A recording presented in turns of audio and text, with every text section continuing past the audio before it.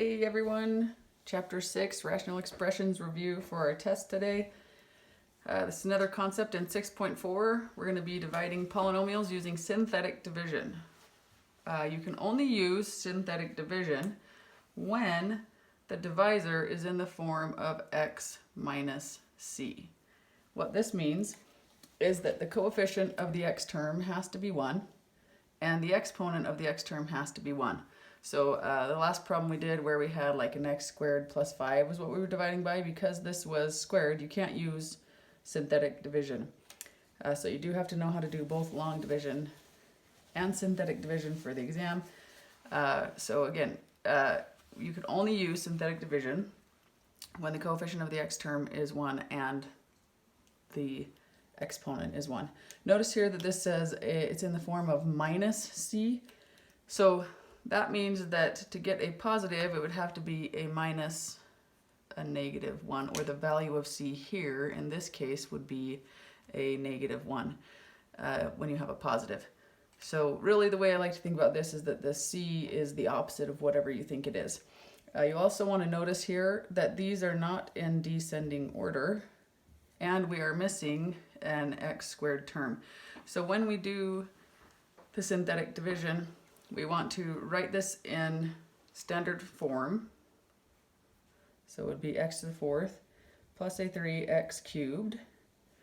And there's a 0x squared. Again, we have to have that missing place right here. This still has to, we have a missing placeholder. Okay, because we need an x squared term. And then we're going to write the negative 5x plus 4. Now, when you're using synthetic division, all you're using is the coefficients. So the coefficient of this x to the 4th term is 1. The coefficient of the x cubed term is a positive 3. Helps to write the signs. The x squared term, we don't have one, so it's 0.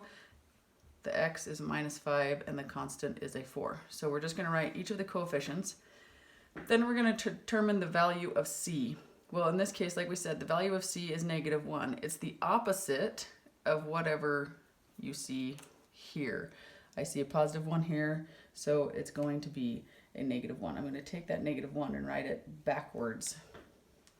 Sorry, write a backwards division sign here and put it in its little box. Now I'm going to write a line here, and I'm going to bring down this positive 1 to start out. So I'm just going to have a positive 1 here, and then I'm going to multiply. The process here is we're going to take the c term, which is negative 1, times 1. It's going to give me a negative 1. I'm going to write that here. I'm going to add these together. A positive 3 minus 1 is a positive 2. Then I'm going to just keep doing this over and over again. So I multiply these two terms and write that here. Multiply these two terms. So negative 1 times a 2 is a negative 2. And I'm going to write that here. Add these terms together, which is going to give me negative 2. I'm going to multiply negative 1 and negative 2. That's going to give me a positive 2. And I'm going to write that here. When I add these together, I get a negative 3. Then I'm going to multiply negative 3 by a negative 1 and write that right here, which is a positive 3.